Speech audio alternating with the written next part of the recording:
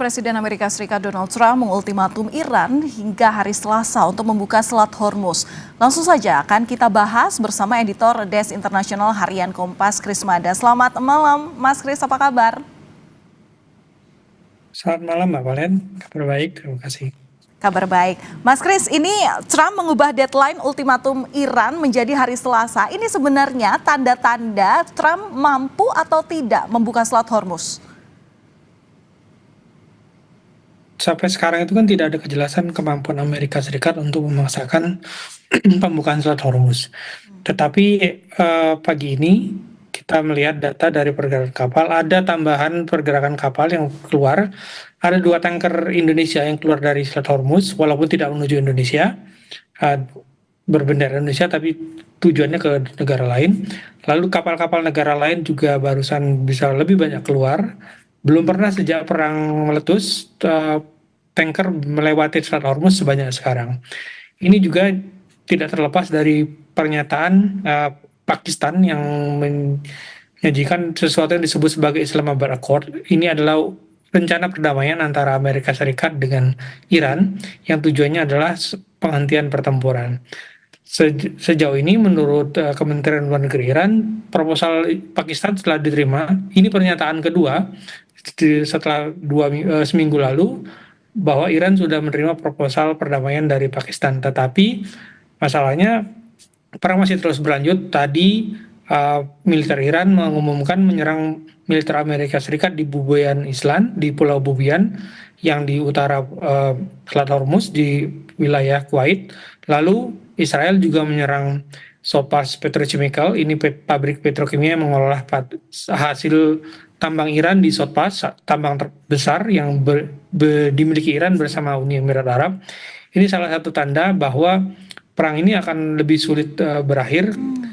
Pada Maret lalu, waktu pas diserang Israel, Iran membalasnya besar-besaran, menyerang berbagai lokasi di Timur Tengah juga Israel. Oke, berarti sampai saat ini meskipun ada pengubahan deadline, kemunduran deadline begitu ya, artinya tetap ada serangan Iran untuk melawan dan menantang balik Amerika Serikat. Nah, lantas bagaimana Anda melihat endurance perlawanan dari keduanya? Ini bukan perang soal siapa yang punya lebih banyak peluru. Kalau soal siapa yang punya lebih banyak peluru, jelas Amerika dan Israel punya lebih banyak peluru. Tapi ini soal siapa yang paling sanggup menahan rasa sakit, paling sanggup menderita. Dan toleransi sakit dan derita Israel dan Amerika Serikat itu sejauh ini lebih rendah dibandingkan Iran. Iran sejauh ini sudah terlalu banyak sasaran yang dihancurkan. Paling terakhir kan Sopas ladang petrochemical Sopas. Lalu ada dihancurkan juga ada serangan kepada Sharif University of Technology, ini semacam MIT-nya Iran.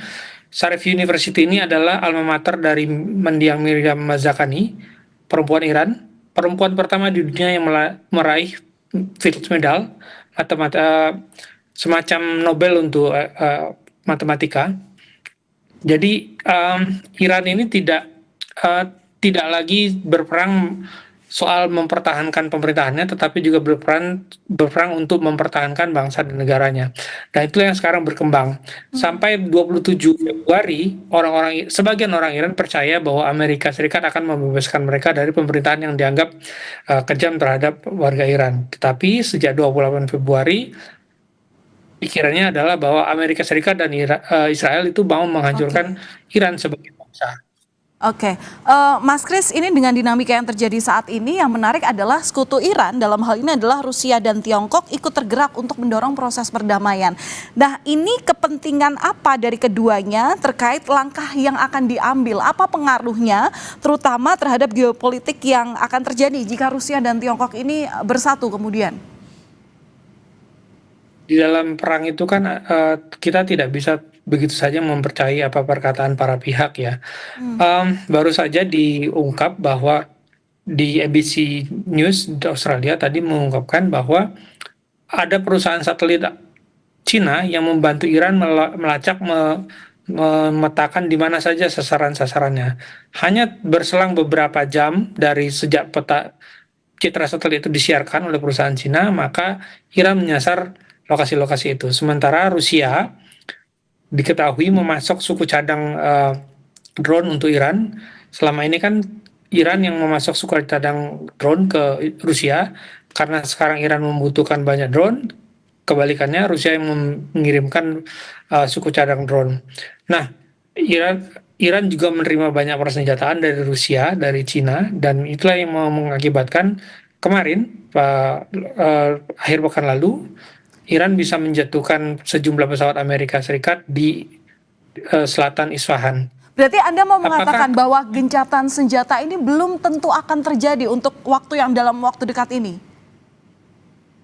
adalah kesalahan yang menganggap bahwa gencatan senjata akan terjadi karena Iran tidak berminat pada gencatan senjata. Iran inginnya penghentian perang, Iran ingin memutus siklus serangan Amerika Serikat Israel kepada Iran. Jadi kalau menganggap bahwa Iran akan setuju pada gencatan sementara, itu menurut pakar Israel sendiri adalah kesalahpahaman yang sesat pikir yang bisa membuat keputusan fatal. Oke, baik. Eh, kita nanti akan menantikan bagaimana pergerakan dari hasil akhir dari perang ini. Yang paling terakhir adalah yang tentu akan kita tunggu adalah bagaimana tanggapan atas proposal yang disampaikan oleh para mediator. Terima kasih atas analisa Anda, Editor Desk Internasional Harian Kompas, Mas Krismada. Terima kasih Mas, salam sehat selalu. Selamat malam.